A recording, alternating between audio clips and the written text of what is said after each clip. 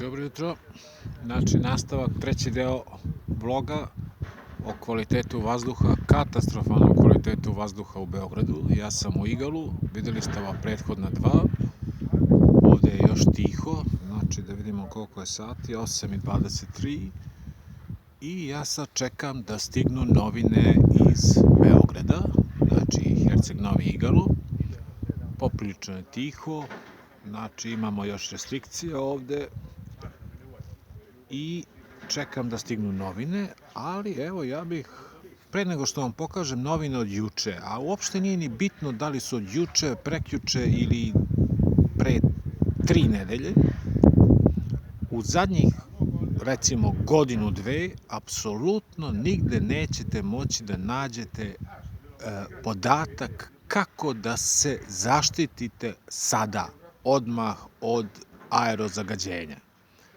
Sad kad vam kažem aerozagađenje odmah, to nije sad neki štetni glas koji udahnete i umrete odmah. Ne, nego ga udišete godinu, dve, počinju pluća, moždani udari i tako dalje. Znači, to imam poseban YouTube kanal da vam objasnim da jednostavno aerozagađenje nije nešto što bi vas kao neki recimo otrovni gas ubio u roku od 1 sekunda. Ne, to vas lagano ubija i posle 2-3 godine vi zaista umrete, recimo. Teška oštećenja dečijeg zdravlja, jer ona su najosetljiviji, stariji i tako dalje. Znači, još jednom da vas podsjetim, malo moram da pokažem igalo.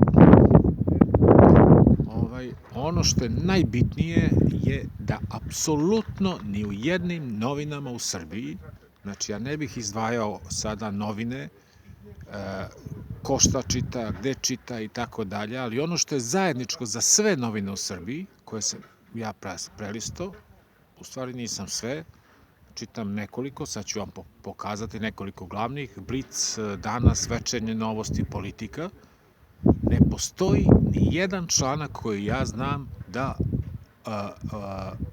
da objašnjava građanima Beograda, Valjeva, Srbije kako se zaštititi od katastrofalnog zagađenja sada.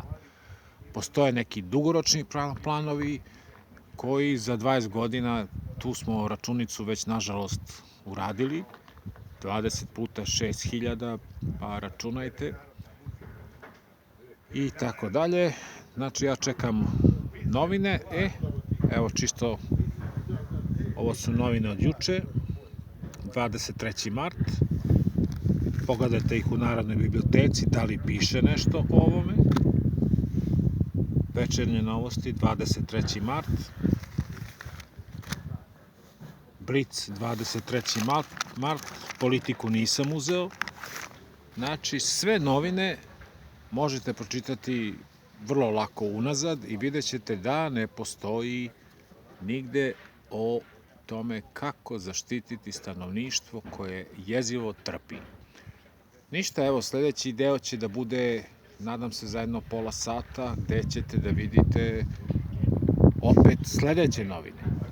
Znači, današnje novine, i tako bi ovo moglo da traje večno. Nadam se da će ovo da utiče na novine na prvom mestu, ali na prvom mestu Vladu Republike Srbije, da svojim građanima objasni da je aerozagađenje užasan izvor pogubnih posledica po zdravlje, od kojih godišnje po svetskoj organizaciji od 6 do 7.000 ljudi umire i ko zna koliko puta više rak pluća, moždani udari, srčani udari, oštećenja pluća, što bi se možda nazvalo nekim možda ovako nepopularnim rečnikom kolateralna šteta.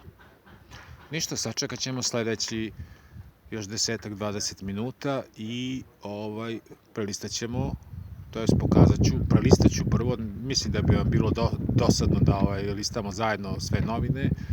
Prvo ću prelistati i videti da li ima nešto o tome kako se trenutno zaštititi, a to je vrlo jednostavno, kupovati prečišćivače vazduha, da li su kineski, japanski, američki, nebitno je, bitno je da funkcionišu.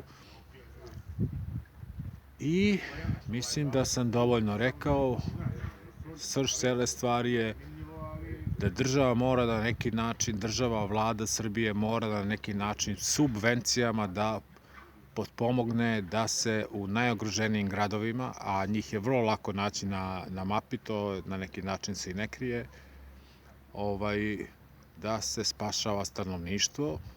Mislim da je od COVID-a u Srbiji umrlo 4600 ljudi, a znači svake godine 6 do 7 hiljada umire od vazduha. Ništa, sačekat ćemo sledeće novine.